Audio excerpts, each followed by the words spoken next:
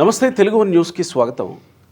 నిన్న సుప్రీంకోర్టులో సాక్షి డిబేట్లో అసభ్యకరమైనటువంటి వ్యాఖ్యలు చేసిన కొమ్మినేని శ్రీనివాసరావు, అలాగే ఆ వ్యాఖ్యలు అంటే ఆ వ్యాఖ్యలను సమర్థించిన కొమ్మినేని శ్రీనివాసరావు, వ్యాఖ్యలు చేసింది కృష్ణరాజు, ఆయనకి రిమాండ్ పడింది.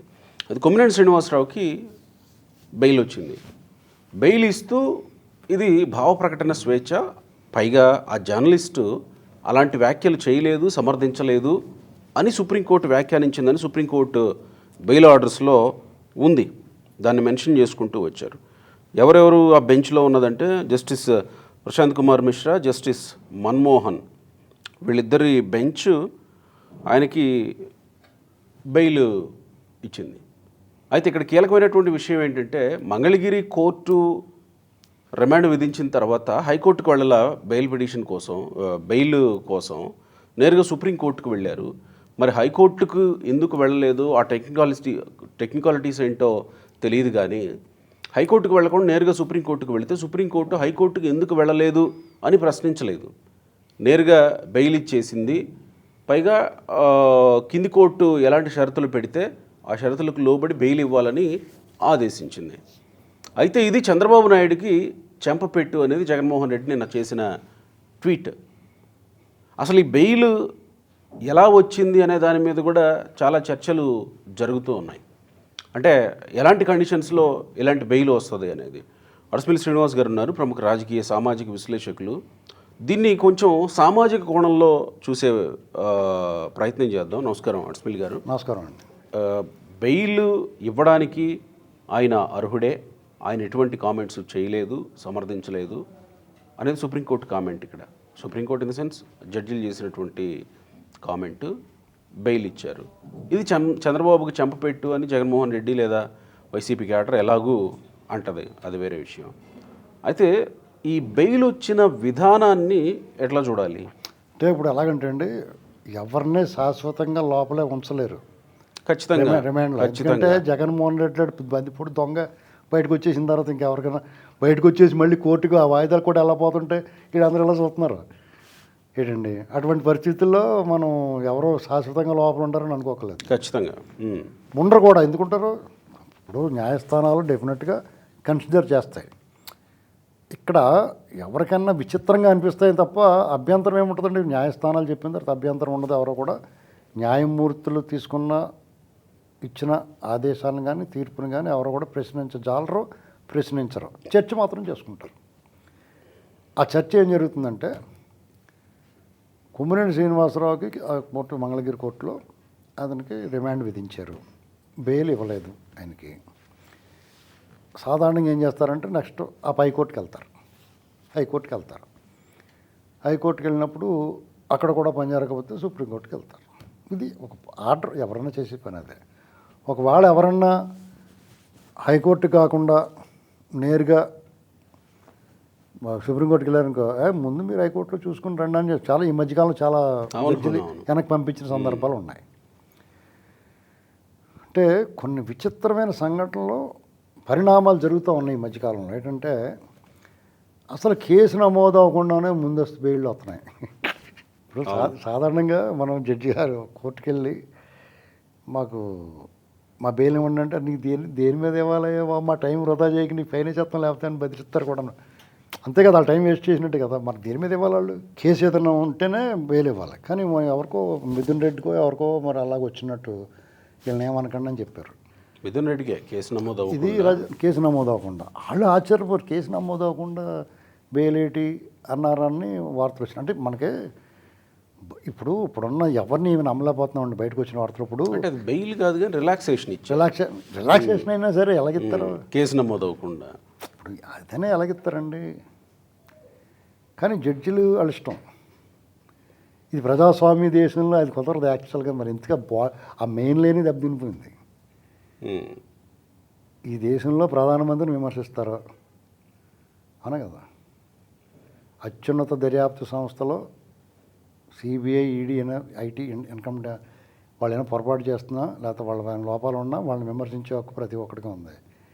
ఒక న్యాయస్థానం మీద ఎవరు ఏమీ మాట్లాడకూడదనే నిబంధన కానీ, కఠినమైన చట్టాలు కానీ, లేకపోతే వాళ్ళ కంటెంప్ట్ ఆఫ్ కోర్ట్ అని కింద తీసుకురావడం కానీ ఎందుకు? అంటే వాటిని కూడా విమర్శించి వాటి మీద కూడా ఉద్దేశాలు ఆపాదించే పరిస్థితికి వస్తే ఇక సామాన్యుడికి ఇప్పుడు జస్టిస్ ఎన్వి రమణ గారి విషయంలో ఒక మాట అంటూ ఉంటారు సహజంగా. సామాన్యుడికి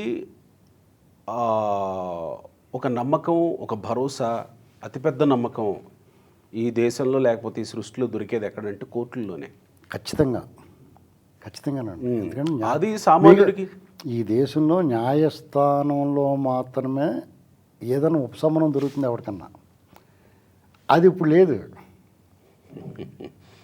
అంటే వాళ్ళకి అంటే మొత్తానికి లేదని చెప్పలేం. కొన్ని విషయాల్లో సామాన్యుడికి ఉన్న అపోహలు, అనుమానాలు తొలగించే బాధ్యత ఎవరిదే. ఆ బాధ్యత తీసుకోలేదు. ఇప్పుడు సత్యంబాబు ఉన్నాడు, అతను అరెస్ట్ చేశారు, అతను అక్యూజ్డ్గా పెట్టారు, అతనికి శిక్ష ఖాయమైంది, శిక్ష చేశారు. తర్వాత అది అతను తప్పు చేయలేదు అని ఆ శిక్షను రద్దు చేశారు. దానికి ఎవరు బాధ్యులు? అలాగ అతన్ని శిక్ష వేసిన కానీ ఆయన కానీ అరెస్ట్ చేసిన ఆయన కానీ బాధ్యులు అయ్యారా? అవ్వాలి కదా.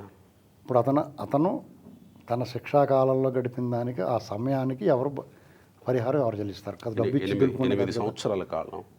దీనికి ఎవరు బాధ్యులు? ఈ ప్రశ్నకు సమాధానం చెప్పాలి, కనుక్కోవాలి, లేకపోతే తెలియకపోతే.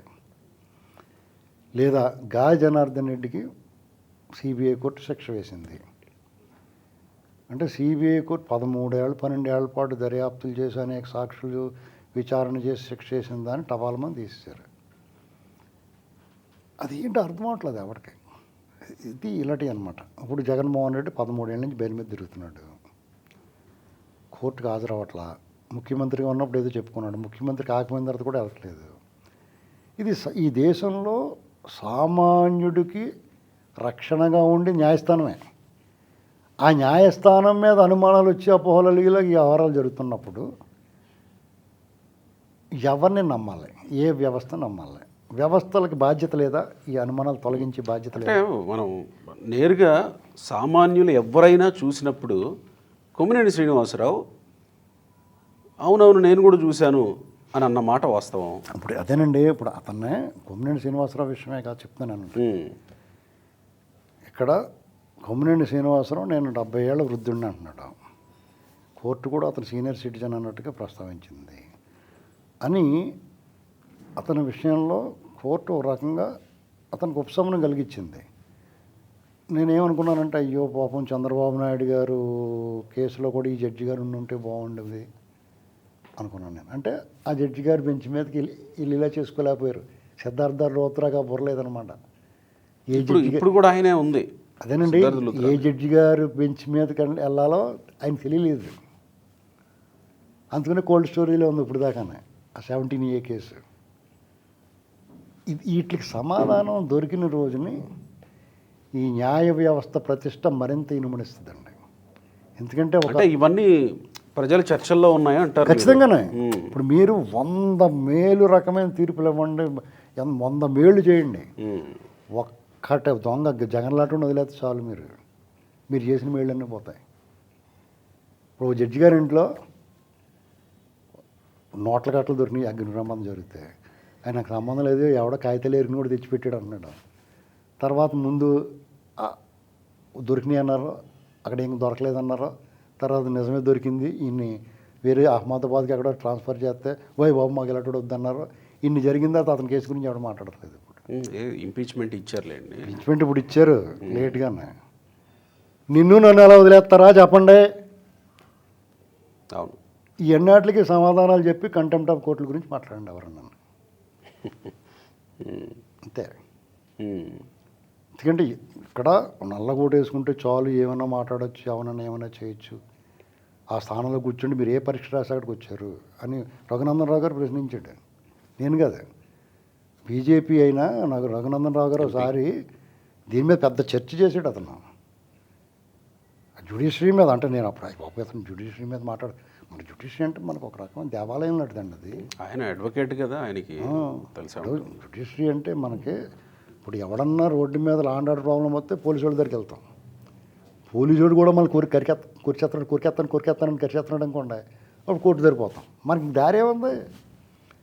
అక్కడ కూడా కరిచేసారు ఇంక మనల్ని ఎక్కడ పోవాలి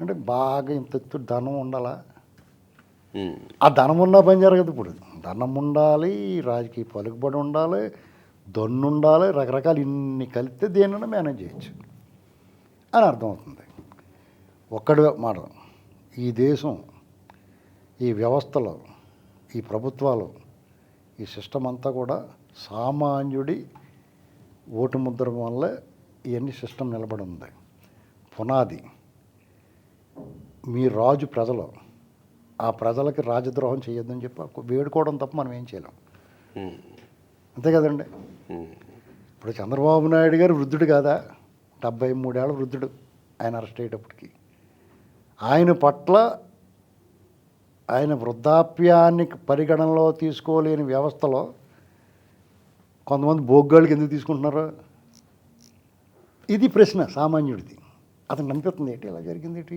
మరి వీళ్ళు నేను మాట్లాడినారు నేను 70 ఏళ్ళు వృద్ధుడిని అన్నాడు కొమ్మినేని శ్రీనివాసరావు మరి పొలిటికల్ ఇచ్చినప్పుడు లేదా ఒక ప్రాంతాల గురించి మీరు అలా మాట్లాడుతుంటే అంటే నవ్వితే అరెస్ట్ చేస్తారా మోకం పగలు కొడతారు నవ్వితే ప్రజలైతే ప్రజా కోర్టులు అయితే నువ్వు అదృష్టం న్యాయస్థానాల్లోకి వెళ్ళావు